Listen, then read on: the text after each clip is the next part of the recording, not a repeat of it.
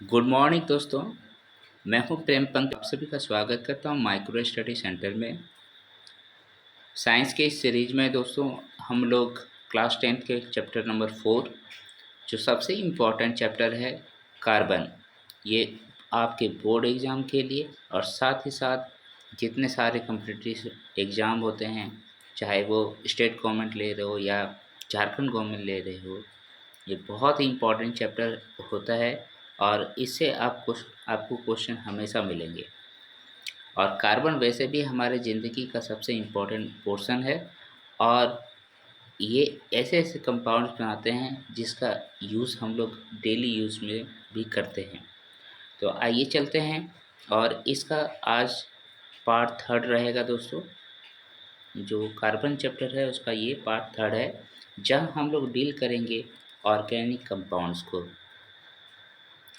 पिछले क्लास में मैंने ऑर्गेनिक कंपाउंड्स को बहुत अच्छे से बताया था कि जहाँ पर आप कार्बन को देख रहे हैं और वह अदर एलिमेंट के साथ जब रिएक्ट करता है, जिसमें बेसिकली जो होता है वो होता है हाइड्रोजन।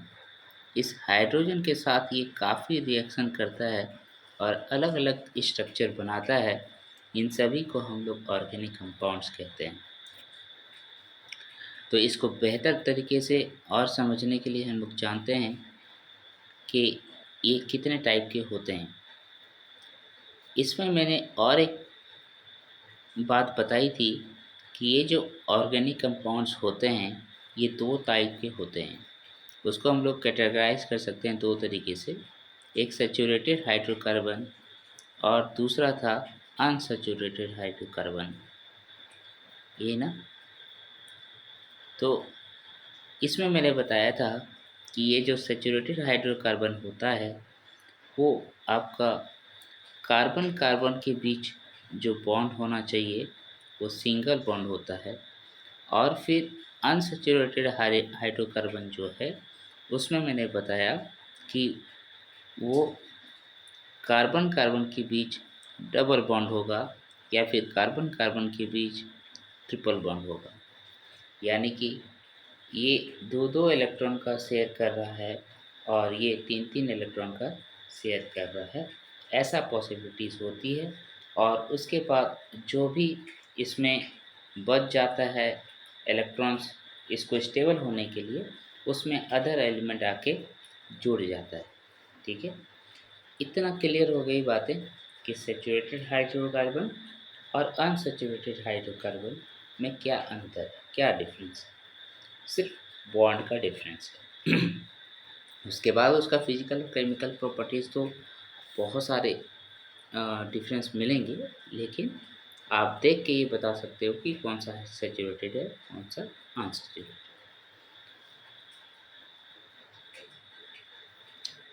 तो अभी जो हम लोग देखेंगे यहाँ पर, वो हम लोग देखेंगे कि इलेक्ट्रॉन का जो डिस्ट्रीब्यूशन होता है सैचुरेटेड हाइड्रोकार्बन में और अनसैचुरेटेड हाइड्रोकार्बन में, वो किस तरीके से होता है। वो बहुत ही इम्पोर्टेंट है समझना, क्योंकि जब भी आपको कोई भी फार्मूला मिलेगा, केमिकल फार्मूला किसी कंपाउंड का, इस तरीके से जैसे C2H6 लिखा हुआ है, तो आपको समझना पड़ेगा कि इसमें बॉन्डिंग किस तरीके से हुआ है और कार्बन कार्बन के बीच में डबल बॉन्ड होगा या सिंगल बॉन्ड होगा। ओके, मैं एक छोटा सा कॉन्सेप्ट यहाँ पर बताना चाहता हूँ दोस्तों। यहाँ सैचुरेटेड कार्बन और अनसैचुरेटेड कार्बन अगर लिखा हो तो देखिए, जब भी आपको सैचुरेटेड हाइड्रोकार्बन मिले, ओके, सैचुरेटेड हाइड्रोकार्बन मिले, तो इसमें क्या होगा, एक वर्ड मिलेगा एन। क्या मिलेगा? एन। यानी कि उसका नाम जब भी होगा उसमें लास्ट में ANE रहेगा। Okay, ANE। अभी ये देखिए, इसके इसी चैप्टर में आप इस कंप्लीट नोमेनक्लेचर भी पढ़ेंगे तो वहाँ और क्लियर हो जाएगा। मैं अभी बस ये आपको हिंट देना चाहता हूँ कि सैचुरेटेड हाइड्रोकार्बन में आपका नाम जब भी मिलेगा उसमें ANE लिखा हुआ रहेगा। और अनसैचुरेटेड हाइड्रोकार्बन के केस में आपको क्या-क्या मिलेगा? ENE लिखा हुआ मिलेगा या फिर YNE लिखा हुआ रहेगा। यानी कि इसको पढ़ेंगे इन, इसको पढ़ेंगे आइन, राइट? ये आइन हो गया, ये इन। अब आइए चलते हैं और हम लोग देखते हैं कि जब कोई केमिकल फ़ॉर्मूला दिया हुआ रहेगा और उसमें इलेक्ट्रॉन्स को सजाना होगा, ओके? और ये इलेक्ट्रॉन्स को सजाने की जो कला है वो आपको बहुत अच्छे से आना चाहिए, ओके?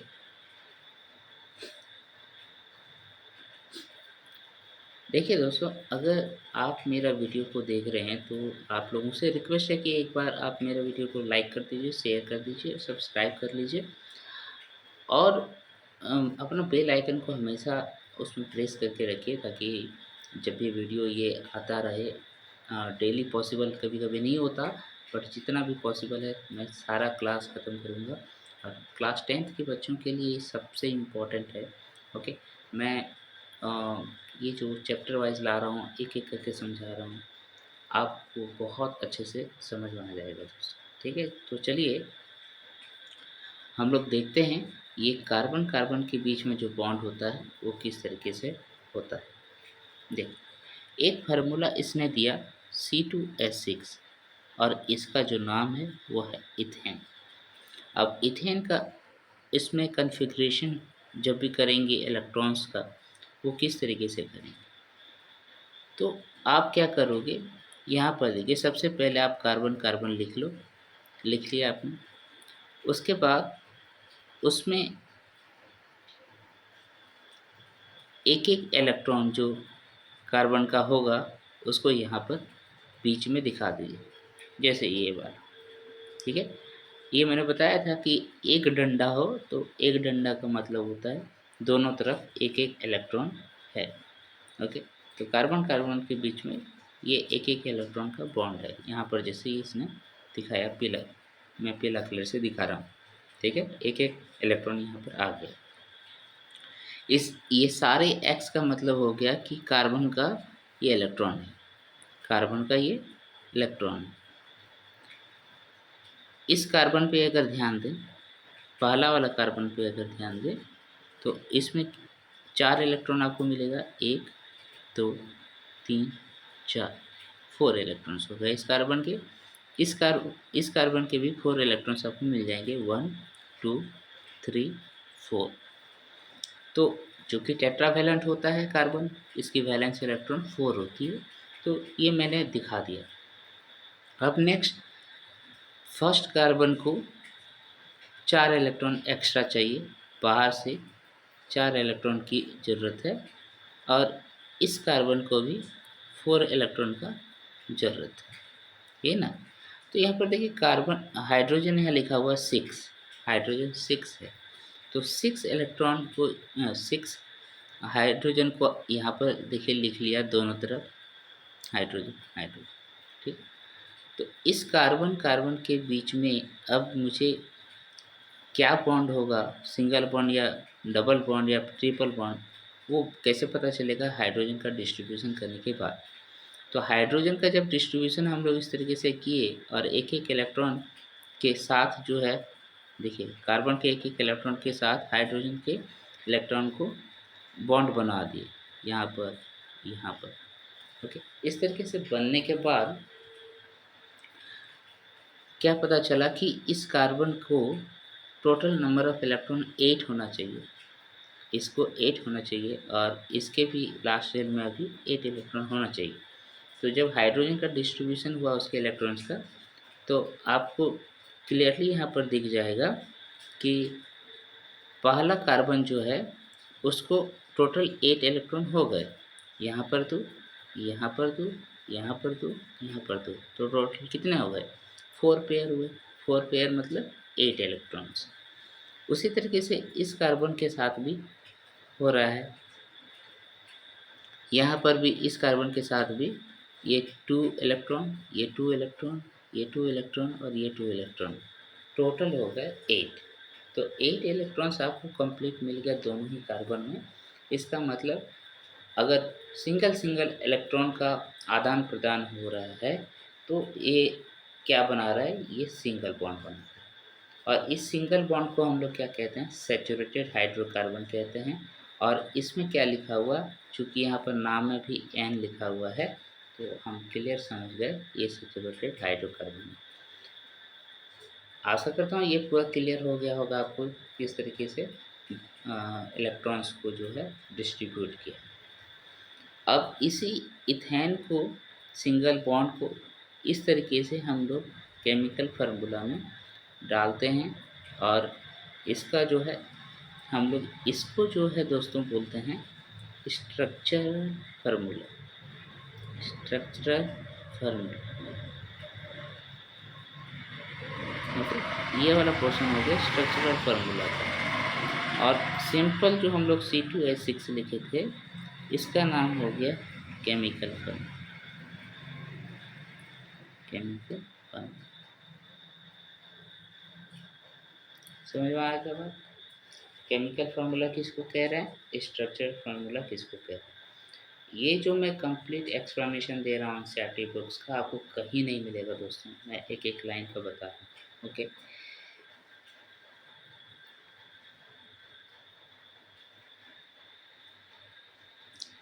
अब आइए ये अ, और एक बात क्या बताना चाह रहा था, ये जो और इस कॉन्फ़िगरेशन को जो कहते हैं हम लोग कहते हैं इलेक्ट्रॉन डॉट, यहाँ देखिए लिखा हुआ है electron dot structure of ethane. Okay, इस तरीके को हम लोग दिखाएंगे तो उसको कहेंगे electron dot structure of ethane.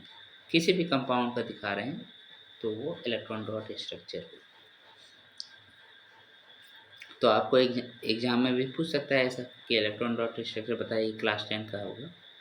और जो कॉम्पिटिटिव एग्जाम दे रहे हैं उसमें इम्पोर्टेंट है सैचुरेटेड हाइड्रोकार्बन क्या है और अनसैचुरेटेड हाइड्रोकार्बन क्या है।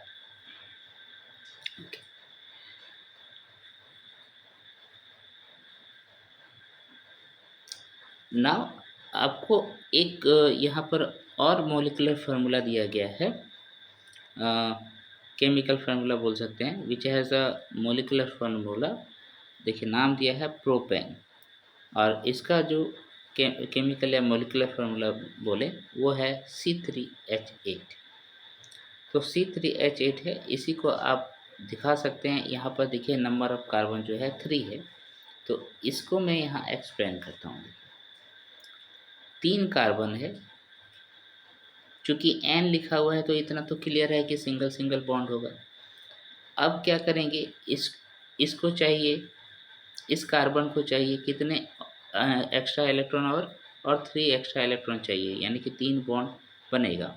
फिर इसको यहाँ देखिए ये 2 ठो कंप्लीट हो चुका था, 2 कंप्लीट हो चुका था और 2 चाहिए था, तो एक लाइन इधर एक लाइन इधर। यहाँ पर भी इस कार्बन को जो है 2 इलेक्ट्रॉन मिल चुके हैं, है ना। तो टोटल 6 इलेक्ट्रॉन और चाहिए, तो एक इधर बनाएगा, एक इधर बनाएगा, एक इधर बनाएगा, ठीक है। और सब में हाइड्रोजन को लगा दीजिए, सब में हाइड्रोजन को लगा दीजिए, तो आपको स्ट्रक्चरल फार्मूला दिख जाएगा। और जब भी स्ट्रक्चरल फार्मूला आपका बन गया तो इलेक्ट्रॉन डॉट स्ट्रक्चर तो आप आराम से दिखा सकते हैं। जैसे यहाँ पर अगर इलेक्ट्रॉन डॉट स्ट्रक्चर दिखाना है इस तरीके से दिखाएंगे। ये कार्बन है, ये कार्बन का इलेक्ट्रॉन है, ओके, 4 टेट्रावैलेंट इलेक्ट्रॉन 4 हो गए। और अदर एलिमेंट का जो आप इलेक्ट्रॉन को दिखाएंगे किसी भी अलग तरीके से दिखा सकते हैं। मैं यहाँ पर डॉट से दिखा रहा हूँ, ये डॉट से दिखा रहा हूँ, ये हो गया। उसके बाद इधर ये क्या है, हाइड्रोजन है, हाइड्रोजन को आप लिख देंगे, इधर भी हाइड्रोजन को लिख देंगे, ठीक है। इधर इधर तो हाइड्रोजन नहीं है, इधर तो कार्बन है, कार्बन है, और इधर हाइड्रोजन को लिख दिए। तो इस तरीके से क्या हो गया, इसका स्ट्रक्चर बन गया। यहाँ पर ये कार्बन का 4 इलेक्ट्रॉन हो गए और इधर जो है हाइड्रोजन का अपना 2 इलेक्ट्रॉन इस तरीके से वो ले लिए, ठीक है। तो आप ये इलेक्ट्रॉन डॉट स्ट्रक्चर इस तरीके से दिखा सकते हैं। फिर इधर और एक कार्बन है उसको दिखा दीजिए उसी तरीके से। ये कंप्लीट आपको बन जाएगा प्रोपेन का। आप कॉपी में बना के देखिए।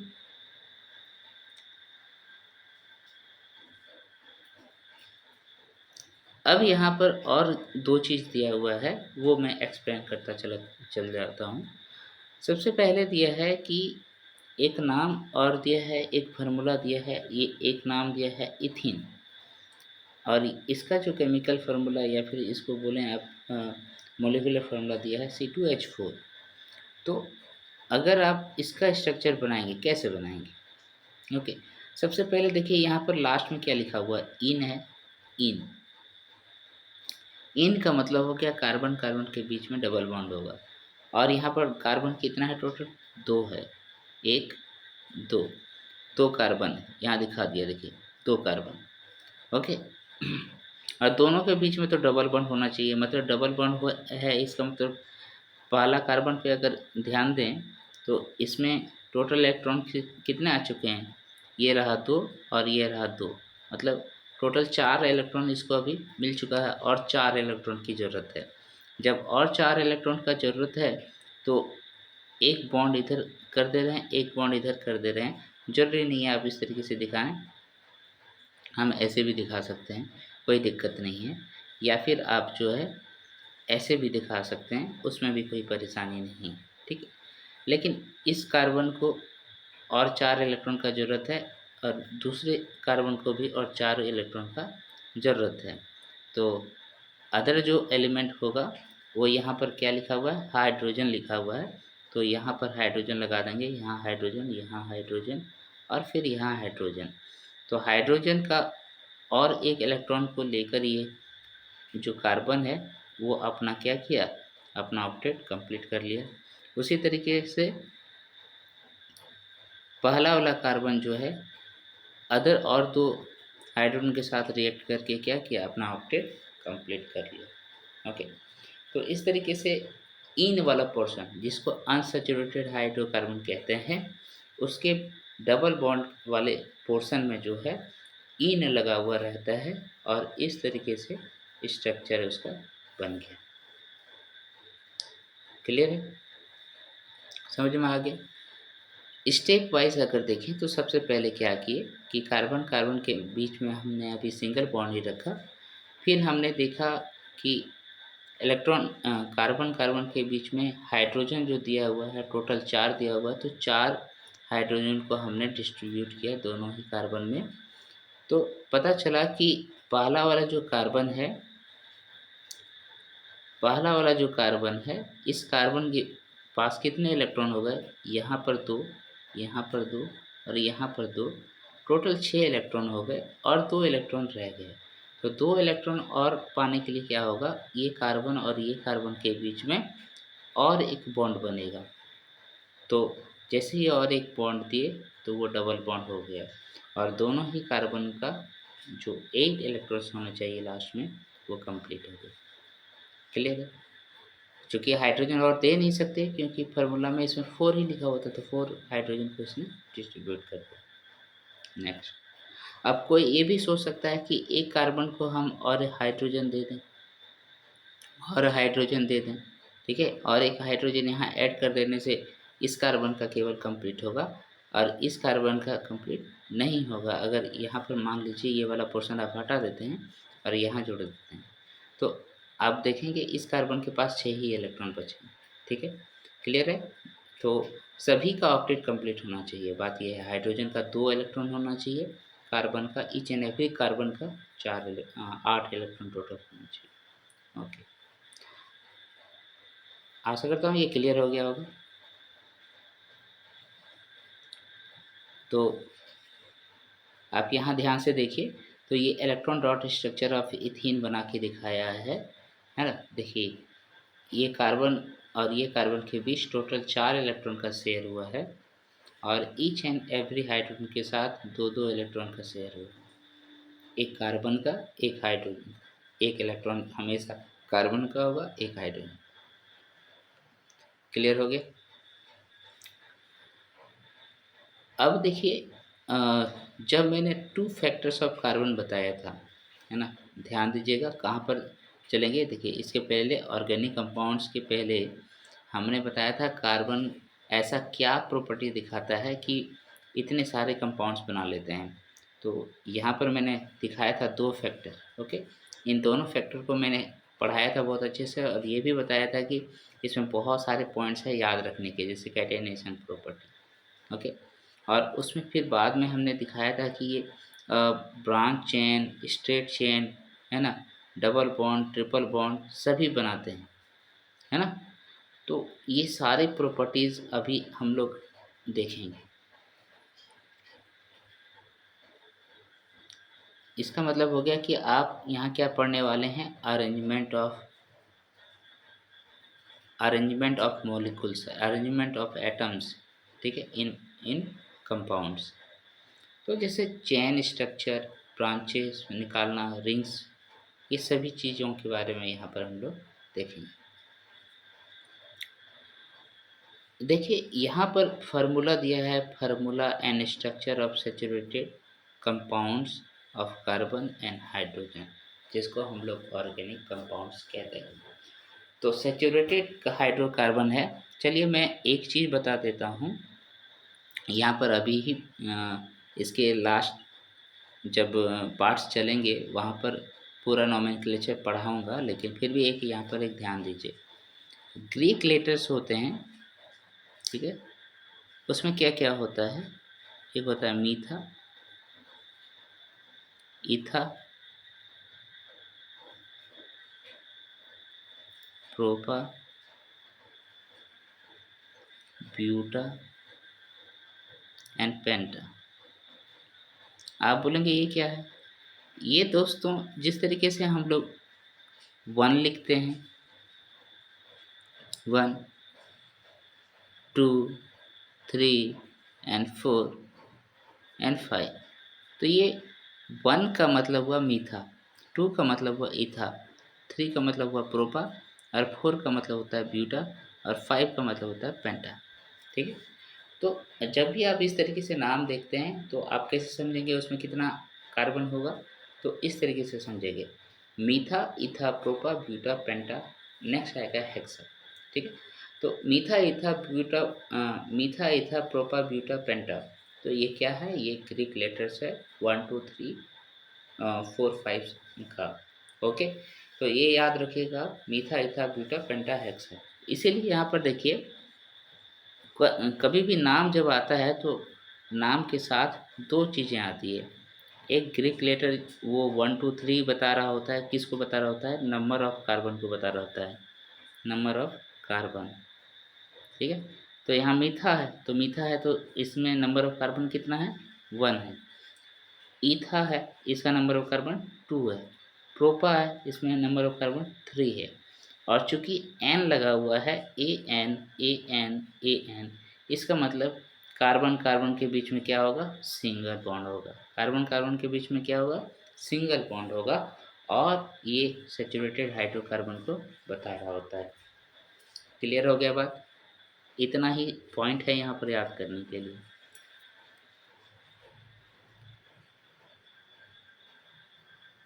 तो इस पूरे चार्ट में जो दिया हुआ है वो सैचुरेटेड कंपाउंड्स के बारे में दिया हुआ है, और उसका स्ट्रक्चरल फार्मूला कैसे बनाएंगे ये दिया हुआ है, ओके। तो नंबर ऑफ कार्बन 1, 1 के लिए आएगा मीठा, और उसमें जुड़ेंगे ए एन ई, यानी कि सिंगल बॉन्ड रहेगा, तो ये हो गया CH4। मीठा मतलब एक कार्बन डाले। अब एक कार्बन को, उसको टोटल 8 इलेक्ट्रॉन चाहिए होता है, तो 4 इसके पास खुद होता है, और 4 एक्स्ट्रा क्या करेगा, गेन करेगा। तो किससे गेन करेगा, अदर जो भी एलिमेंट इसके साथ रिएक्ट करना चाहता है वो। हाइड्रोजन कर रहा है, चूँकि ऑर्गेनिक कंपाउंड्स पढ़ रहे हैं तो हाइड्रोजन करेगा। तो टोटल मिला के इसके पास 8 इलेक्ट्रॉन हो जाएंगे कार्बन के, और हाइड्रोजन के लास्ट सेल में कितने चाहिए होता है 2 इलेक्ट्रॉन, तो वो भी कंप्लीट हो जाएगा, ओके। उसी तरीके से यहाँ इथेन हो गया। यहाँ सिंपल सा आपको लॉजिक याद रखना है। इथ मतलब हो गया 2, ANE मतलब हो गया सिंगल बॉन्ड, इथ मतलब हो गया 2 कार्बन, उसके बीच हो गया सिंगल बॉन्ड, और बाद बाकी जो भी इलेक्ट्रॉन्स है उसमें डिस्ट्रीब्यूट कर दो हाइड्रोजन को, कंप्लीट हो जाएगा ये स्ट्रक्चर। ठीक है। यहाँ देखिए C2H6। उसी तरीके से प्रोपेन का बात कर लो तो 3 कार्बन सिंगल बॉन्ड के साथ, और इसमें हाइड्रोजन को डिस्ट्रीब्यूट कर दो, अपने आप क्लियर हो जाएगा। ठीक है। देखिए आप सीधा सीधा क्या करेंगे ना, ये कार्बन जैसे 3 है तो 3 कार्बन के बीच में सिंगल बॉन्ड दिखा दिए। अब यहाँ काउंट कर लीजिए, पहला कार्बन ये वाला है, इस कार्बन के पास जो है अभी 2 ही इलेक्ट्रॉन हुए, 3 और चाहिए, 1 2 3 हो गया। हाँ, और यहाँ पर हाइड्रोजन को लगा दीजिए। लिखना बहुत आसान है। अब बीच वाला कार्बन के पास देखिए इधर 2 इलेक्ट्रॉन है और इधर 2 इलेक्ट्रॉन है। ओके, तो टोटल हो गए 4 इलेक्ट्रॉन। 4 इलेक्ट्रॉन हो गए तो इसको चाहिए और 4 इलेक्ट्रॉन, तो एक सिंगल बॉन्ड इधर दे देंगे, येलो कलर से नहीं दिख रहा, एक सिंगल बॉन्ड इधर दे देंगे और एक सिंगल बॉन्ड इधर दे देंगे।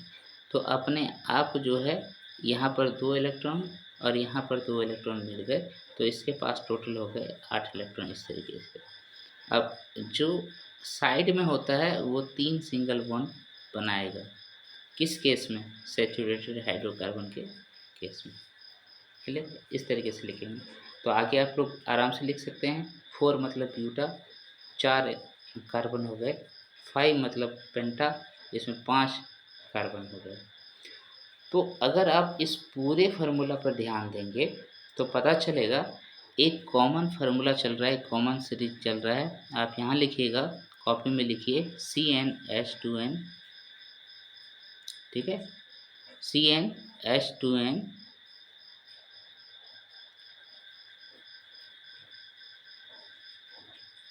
+2। ठीक है, CnH2n +2। इसका क्या मतलब हुआ? इसका देखिए पूरा यहाँ पर मैं डिलीट कर देता हूँ, आपको पूरा क्लियर हो जाएगा। CnH2n+2। इसका मतलब हुआ कि जब भी आप n का वैल्यू 1 लेते हैं तो क्या होगा, C1 हो जाएगा और हाइड्रोजन कितना हो जाएगा, 4 हो जाएगा। तो n = 1 जब भी बैठाए तो क्या हो गया, CH4 मिल गया आपको, और ये CH4 क्या है, मीथेन है। क्लियर? और एक बताता हूँ, n = आप 2 बैठाओ, n = 2, तो n = यहाँ पर 2 आप जैसे ही रखोगे तो क्या हो जाएगा, C2 हो जाएगा, और 2 2 जा 4, n का वैल्यू 2 रखना है ना, तो 2 2 जा 4 हो गया और +2 हो गया, तो 2 2 जा 4 +2 कितना हो गया, 6। तो देखिए ये वाला फॉर्मूला मिल गया। तो इस तरीके से जो नॉर्मल सैचुरेटेड हाइड्रोकार्बन होता है उसका नंबर ऑफ कार्बन्स बढ़ाते जाइए तो उसके रिस्पेक्ट में हाइड्रोजन कितना आएगा, इस फॉर्मूला में क्लियर हो जाएगा। इसको याद रखिएगा, सैचुरेटेड हाइड्रोकार्बन के लिए कॉमन फार्मूला अगर जानना है तो ये होता है CnH2n+2। सफिक्स में लिखिएगा n को, वहाँ पर कार्बन के कितने एटम्स आएंगे, कितने रख रहे हैं आप, 2 3 4, उसके रिस्पेक्ट में हाइड्रोजन आपको मिल जाएगा और फार्मूला मिल जाएगा। और जो नंबर ऑफ कार्बन होता है, n का जो वैल्यू होता है उसके अकॉर्डिंग आप ग्रीक जो लेटर होता है, ग्रीक काउंट जो होता है उसको आप लिख लीजिए, तो उससे आपको पता चलेगा उसका नाम। लास्ट में तो AN ही लगाना है। ओके, तो यह हो गया सैचुरेटेड हाइड्रोकार्बन का नॉमेनक्लेचर किस तरीके से होता है, और उसका फार्मूला हम किस तरीके से लिख सकते हैं, ये कंप्लीट जानकारी।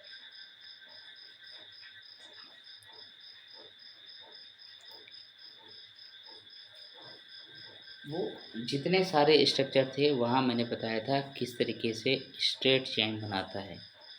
वहाँ पर जितने भी टेबल में था वो सभी क्या था, सिंगल बॉन्ड के साथ था और स्ट्रेट चेन में था। आप बात करते हैं जब नंबर ऑफ कार्बन 4 लेते हैं, जब नंबर ऑफ कार्बन 4 लेते हैं तो यहाँ पर क्या होगा, C4। और हाइड्रोजन का अगर एटम्स लिखना चाहते हैं तो क्या होता है, 2n+2, 2n+2। तो यहाँ पर n का वैल्यू कितना है, 4 है, तो कितना हो गया, 4 2 जा 8 हो गया, 8+2 कितना हो गया, 8+2 10 हो गया, तो C4H10 हो गया। और इसका नाम क्या हो जाएगा, इसका नाम होगा नंबर कार्बन के अकॉर्डिंग, 4 मतलब हो गया ब्यूटा, यहाँ पर ब्यूटा लिख देंगे और ANE जोड़ दिए तो ब्यूटेन हो गया। ओके, चूँकि ब्यूटा में A है और ऑलरेडी ANE में A है तो यहाँ पर सिर्फ सिंगल A लिखते हैं। ठीक है, अब आगे यहाँ देख लीजिए, जब इसका डिस्ट्रीब्यूशन करेंगे 4 कार्बन का तो हम इस तरीके से कर सकते हैं स्ट्रेट में, और दूसरा इस तरीके से कर सकते हैं। 3 स्ट्रेट कार्बन लिख देंगे, 3 स्ट्रेट कार्बन लिख देंगे और बीच में अगर हम यहाँ पर एक कार्बन को ब्रांच कर दिए, ऐसे हम लोग दिखा सकते हैं। तो यहाँ देखिए स्ट्रेट में ये वाला आ गया हाइड्रोजन का डिस्ट्रीब्यूशन करने के बाद, और ब्रांच वाले में इस तरीके से आ गया हाइड्रोजन को डिस्ट्रीब्यूशन करने के बाद।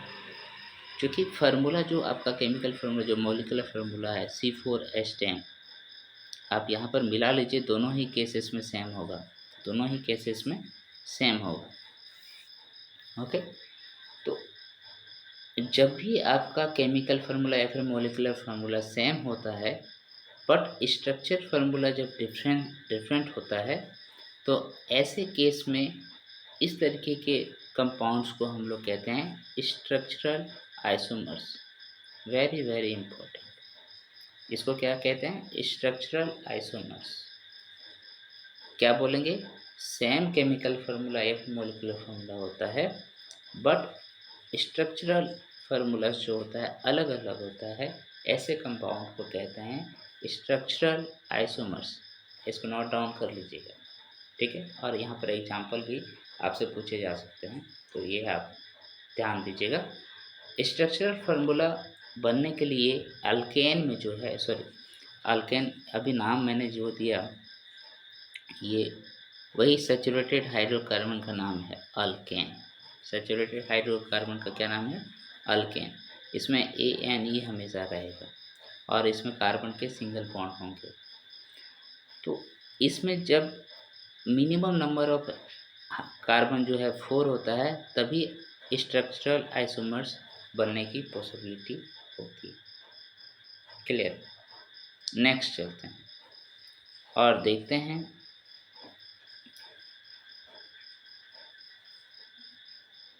ब्रांच चेन समझ में आ गया किस तरीके से बन रहा है। और एक अभी पढ़ेंगे हम लोग साइक्लोहेक्सेन, मतलब साइक्लो किस तरीके से बनाएगा। चूँकि यहाँ हेक्सेन है ANE ही है, यानी कि ईच एंड एवरी कार्बन के बीच सिंगल बॉन्ड होगा।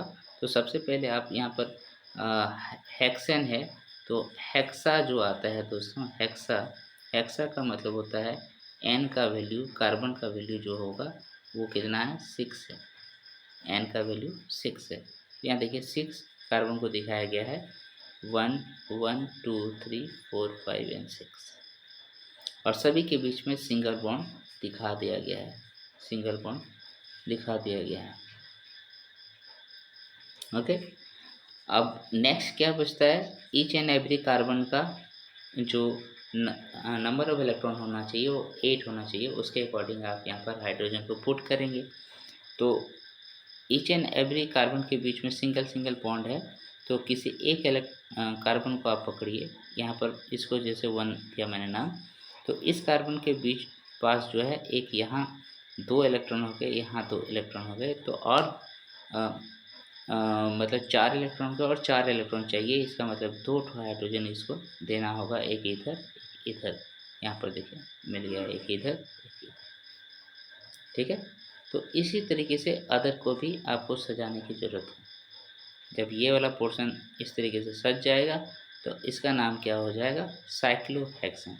क्या नाम है? चूँकि ये साइक्लिक स्ट्रक्चर है इसीलिए पहले नाम दे दिए इसमें साइकिल जोड़ दिए, और इसमें वो तो नाम हेक्सा जोड़ दिए, फिर सिंगल बॉन्ड है तो ANE जोड़ दिए। ठीक है, साइक्लोहेक्सेन, तो नाम हो गया साइक्लोहेक्सेन। पूरा बात समझ में आ गया? ओके, तो ये रहा सैचुरेटेड हाइड्रोकार्बन किस तरीके से स्ट्रेट चेन बनाया, फिर हमने देखा ब्रांच चेन बनाया, फिर हमने देखा किस तरीके से ये साइकिल बनाया। अब देखेंगे हम लोग अनसैचुरेटेड हाइड्रोकार्बन को। तो अनसैचुरेटेड हाइड्रोकार्बन में आपको क्या मिलेगा, डबल बॉन्ड मिलेगा और फिर क्या मिलेगा, ट्रिपल बॉन्ड मिलेगा। किसके किसके बीच में, कार्बन कार्बन के बीच में। एक नाम यहाँ पर दिया है बेंजीन, और बेंजीन का फॉर्मूला दिया है C6H6। ये वाला याद रखिएगा आप, आपसे कभी भी पूछ सकता है बेंजीन का फार्मूला क्या होता है, तो होता है C6H6, दोनों में ही बराबर होता है। इसको साइक्लोहेक्सीन भी कहते हैं, साइक्लोहेक्सीन। लास्ट में यहाँ ENE होगा, ठीक है, ENE होता है। और ये चूँकि अनसैचुरेटेड हाइड्रोकार्बन है, इसका स्ट्रक्चर को थोड़ा सा मैं एक्सप्लेन करता हूँ, वो ध्यान रखिएगा।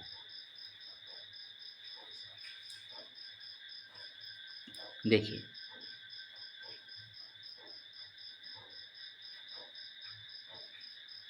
अगर आप इस स्ट्रक्चर पे ध्यान दें तो पता चलेगा कि अल्टरनेटिव वे में डबल बॉन्ड, एक यहाँ एक यहाँ एक यहाँ, उसके क्या रीज़न है, मैं यहाँ समझाने का कोशिश करता हूँ।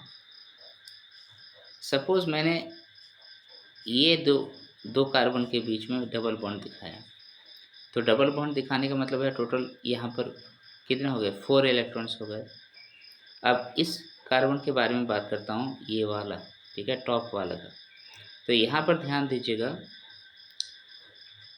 इसके पास टोटल इलेक्ट्रॉन अभी जो है, इधर दो इधर दो इधर दो, 6 हो गए। अब इसको सिर्फ 2 इलेक्ट्रॉन चाहिए, तो एक इलेक्ट्रॉन तो ऑलरेडी इसके पास है, क्योंकि इसके पास टोटल 4 इलेक्ट्रॉन होते हैं। तो अभी इन्होंने 3 इलेक्ट्रॉन का जो है शेयर किया है, 3 इलेक्ट्रॉन ही शेयर किया, और एक इलेक्ट्रॉन इसके पास है। तो इधर से हाइड्रोजन को अपने में ले लेगा और एक इलेक्ट्रॉन खुद दे देगा, तो फिर टोटल इसके पास कितने हो जाएंगे, टोटल इसके पास हो जाएंगे 8 इलेक्ट्रॉन्स। ओके, ये कंप्लीट हो गया। लेकिन अब यहाँ पर बात करें, किसी को भी एक को पकड़ेंगे तो आपको समझ में आ जाएगा, या फिर इसको पकड़ता हूँ या फिर इसको पकड़ता हूँ, इधर ये लेता हूँ। तो यहाँ पर अब और एक कार्बन ले लिया मैंने, और देखने का कोशिश करता हूँ। देखिए, यहाँ पर जो है हाइड्रोजन का डिस्ट्रीब्यूशन जो करेगा वो, यहाँ पर तो एक तो मैं इसको दे ही देता हूँ पहले, हाइड्रोजन। अब देखिए कितना हो गया, यहाँ पर हो गया ये 2 इलेक्ट्रॉन, ये 2 इलेक्ट्रॉन और ये 2 इलेक्ट्रॉन, टोटल हो गए 6 इलेक्ट्रॉन, 6 इलेक्ट्रॉन हो गए। लेकिन यहाँ पर जब आप हाइड्रोजन का डिस्ट्रीब्यूशन करते हैं, सबसे पहले देखिए कैसे करेंगे। चूँकि इन है तो डबल बॉन्ड होगा ही, ओके। तो हाइड्रोजन 6 कार्बन है, तो 6 कार्बन को आपने एक एक हाइड्रोजन दे दिया, 1 2 3 4 5 एंड 6, तो टोटल हाइड्रोजन ख़त्म हो गया। यानी कि आप इस कार्बन को और एक हाइड्रोजन दे नहीं सकते, नहीं तो आप कहते हैं ना कि यहाँ पर एक हाइड्रोजन लगा दो, है ना, कंप्लीट हो जाएगा। लेकिन यहाँ पर एक इस कार्बन को और एक एक्स्ट्रा हाइड्रोजन नहीं दे सकते, क्योंकि टोटल 6 ही हाइड्रोजन है यहाँ पर मौजूद है। ओके, तो इतना क्लियर हो गया कि हाइड्रोजन और लगा नहीं सकते हम। जब नहीं लगा सकते तो आप क्या कर सकते हैं, इस कार्बन और इस कार्बन के बीच में डबल बॉन्ड लगाना होगा। ओके, तभी इसका ऑक्टेट कंप्लीट होगा। आप बोलेंगे कि मैं यहाँ पर लगाऊंगा, यहाँ पर लगाऊंगा, लेकिन यहाँ पर नहीं लगा सकते ना।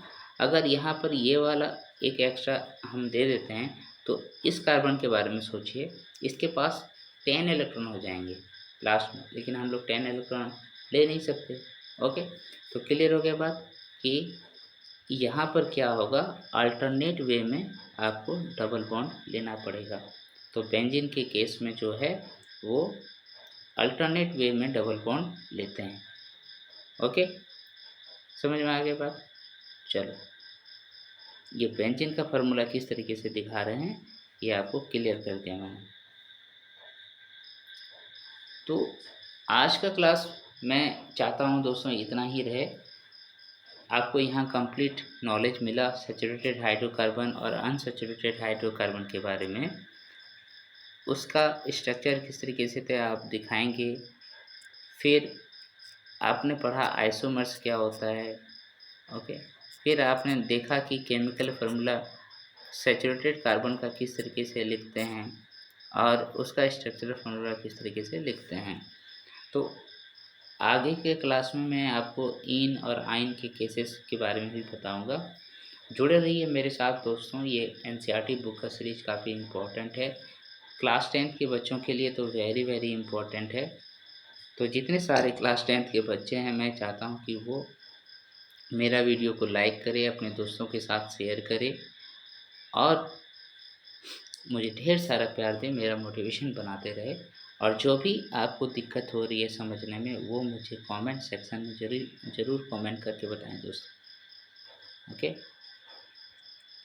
मैं आपकी कमेंट का इंतज़ार करूँगा और देखूँगा कि और मैं आपके लिए और क्या से बेहतर क्या कर सकता हूँ। तब तक के लिए दोस्तों, नेक्स्ट वीडियो जब तक बनाता हूँ तब तक के लिए नमस्कार, जोहार, जय हिंद, खुश रहिए, आभार।